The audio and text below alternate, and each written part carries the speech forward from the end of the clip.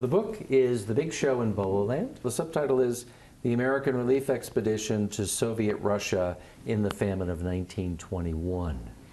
And first thing I realized is that there was no book about the 1921-22 famine in English. No one had really done a serious book on that famine. So that I would have to do double duty, the famine and the relief. The thing happened, it happens to me, it happens to a lot of people. I get into the archives, I opened up an archival box, and doing that opened up an entire world to me. I realized that when Hoover's men were keeping records of their humanitarian activities, it wasn't simply the amount of food going in, the amount of people fed, lives saved, where the kitchens were set up. Those Americans documented everything. This ARA collection also shines a light on this new thing called Soviet Russia. Its politics, it's turning Russian society upside down, the changes that had taken place, the suffering, the new winners, the old losers, the people who had fled, people who had starved because they were on the wrong side of history, right? The Russian-American cultural contrast, which the Americans had not expected, but which was extreme, two different mentalities. And also, as I say, the sort of Americans, and these are young American men, former doughboys, so who had fought in the Great War, and they were out for a great adventure.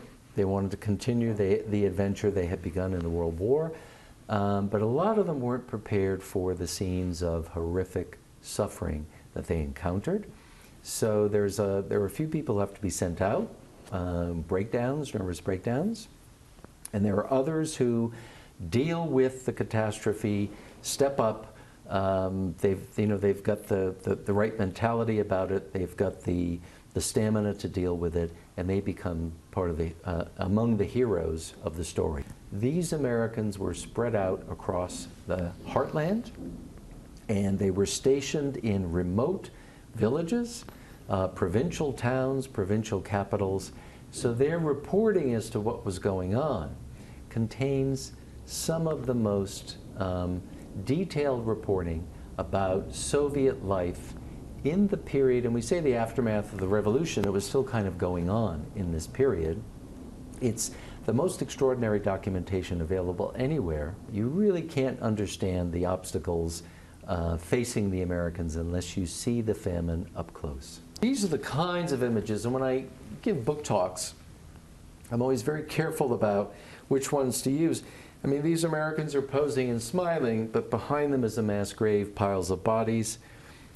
These are 3 corpses of children. And this is a horrific scene in Tsaritsyn on the Volga. The famine is centered in the Volga region. What triggered the famine was a drought. In fact, 2 years of drought. This in the lingo of people who study famines today is called a bang-bang famine. So 2 failed harvests in a row will produce a famine, no matter what you do to try to counter it. But in the background, let's not forget, we have a world war that caused tremendous economic dislocation in Russia and then in Soviet Russia, right? So that's 1914 to 17. Then we have 2 revolutions in 1917. So there's a tendency, I mean, Russia's becoming a failed state, in a sense, already in 1917, 1918. And then in 1918, an inevitable civil war. The Bolsheviks, the so-called Reds, are trying to hold on to power, and on the periphery, the White armies are trying to dislodge them from power. The Whites, as we know, will inevitably or eventually be unsuccessful. But for a time, the Whites control the grain-growing regions of Russia, and the Reds, led by Lenin and Trotsky, control only a very small piece of territory. People in the cities of Soviet Russia starved in 1918, in particular 1919, 1920. To add to all of these problems, so war, revolution, and civil war, the Bolsheviks have an idea when they come in to wipe out the free market. In other words, to prevent peasants from trading their surplus grain. So the Bolsheviks begin requisitioning grain with the idea that, of course, they are a communist government. Trade should be outlawed under a communist regime. So this as well forces peasants to stop planting grain because they know it's going to be confiscated. And the peasants, Russia has known famines over the centuries, and about every 7 years there are pockets of famine in Russia. But the peasants are prepared. They have something they've put away for a rainy day. They have a surplus. In 1921, they had nothing. So by the summer of 1921, probably upwards of 20, 25, 30, by some estimates, 30 million people are threatened with starvation in Soviet Russia. And very briefly, this is a Soviet government. It does not want to ask the outside world for help. But the writer Maxim Gorky issues a call for help, the only country that was capable of doing it. And the only person who was capable of organizing it and undertaking the relief was the United States and Herbert Hoover. By 1921, the cities are doing okay. So the Americans think we're going to open up kitchens, a number of kitchens, say 50 kitchens in Petrograd, several dozen in Moscow, and that's the kind of operation we're going to have, pretty similar to what we had across Europe. Then a scouting party of American relief workers gets to the Volga region and beyond and witnesses scenes of horror such as this. And you can see they do the equivalent of waving their hands to Moscow. This is actually inside a children's home, and these children are still going. These are among the toughest to look at because this is a wizened, what you might think is an old person. It's actually a girl who seems to be at the end of her life and is actually looking at the camera person here. This is pretty bad. These children here are mercifully beyond suffering at this point. So at that point, when the Americans get to the Volga and realize the extent of the problem, they know that two things have to happen. The main feeding will have to go on in the heartland. It's the grain producers this time who are the chief victims of the famine. So that's one. And two, very important, the Americans will have to feed adults as well as children. The original plan was to feed 3 million children. They establish a medical program because they realize food alone won't do it. There's typhus, there's cholera, there's all typhoid fever, all kinds of disease going around, and what they need to do is begin an inoculation program. And scurvy, they need to bring the medications in because Russia has nothing. So I like showing a photo of the young, dynamic Hoover. It's hard for Americans to imagine, but this Hoover had a certain charisma and was adored by the people who worked under him. He was called the Chief. The nickname they gave me, most of the men wouldn't call him that to his name, but a lot of letters to Hoover by his associates, Dear Chief. He was much loved, a great loyalty by the men under him to Hoover. Do it for Hoover was the slogan of the American relief workers, for example, in Russia. So he's already at this time in 1921 considered presidential material.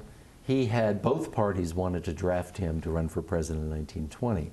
So the kind of photographs that Herbert Hoover wanted Americans to see is, and it's one of my favorite photographs in all the ARA records, is this photograph here of a provincial kitchen.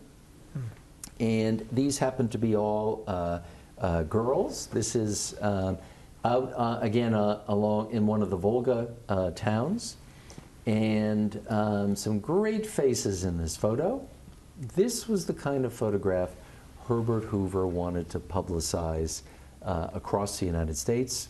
By late spring of 1922, the seed has arrived, the food is really beginning to arrive, the American corn is arriving in large quantities. The skeletal figures, the piles of corpses, those are the horrible early days, and those are gone. I was surprised to find, as the American relief workers were surprised to find, that in the towns, the cities and towns along the Volga River, there were camels that were doing duty as beasts of burden. And it was the sight of camel caravans taking off from various cities and heading into the provinces, heading into the interior, that became, for the Americans and for me as well, kind of symbol of the relief mission, kind of improvised. There's a heroic dimension to this, and it's also it looks very exotic, right? And that's what the Americans felt about it. I think that the book provides a window into Soviet society at the time that really gets across the point that the Bolsheviks were true believers in their communist ideology. But reading these accounts of these Americans tells you that they were dealing with, and I'm using the word in a kind of neutral fashion, fanatics. These were fanatical Marxist-Leninists, right? They believed in the coming utopia.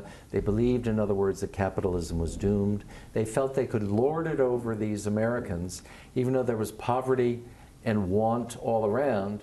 History's on our side. So there's that dimension to the story. That's one. Two, Herbert Hoover really did hope that by bringing food into Soviet Russia, somehow he could overturn or help overturn the Soviet government. It's pretty clear. By the end of the mission, it's pretty clear that Hoover was disappointed that that was not going to happen. Now, for me, one of the surprises is that the chief Americans on the ground, Hoover didn't go to Soviet Russia during this mission. He was in Washington at the time, but the chief Americans who were administering the relief actually wanted the United States to grant Soviet Russia official diplomatic relations, so U.S.-Soviet relations. Hoover was against this. Official U.S.-Soviet relations would not be introduced until Hoover left the White House, and Franklin Delano Roosevelt would introduce that. The Americans who were saying this had seen Bolshevism up close. They hated it. They were not friends of Lenin. But their idea was that if you want to undermine the Bolshevik government, kill it with kindness. Engagement is what we would call this in a later day. So here's the third unpleasant surprise. When the Americans leave, those Russians, particularly the ones who worked with the Americans in their offices, were suspect. They were vulnerable. The American protectors were leaving, and they were seen as having sided with the Americans against the Soviets in the Great Terror of the 1930s and the Great Trials, the Purge Trials. There were, that we've documented, several victims of the terror who had worked for ARA, as they call the ARA in Russia, ARA, and this was used against them at their trial. They must be spies of some kind. They must have engaged in some kind of espionage. On the Soviet side, initially, while they actually celebrated the American relief and tried to be nice about it, tried to be civil about it, as long as the Americans were there, within a few years, you can see the Soviet history books rewriting the history. And it really gets completed under Stalin in the 1930s, so that the American relief effort was not humanitarianism. It was espionage under the cloak of humanitarianism. These were spies.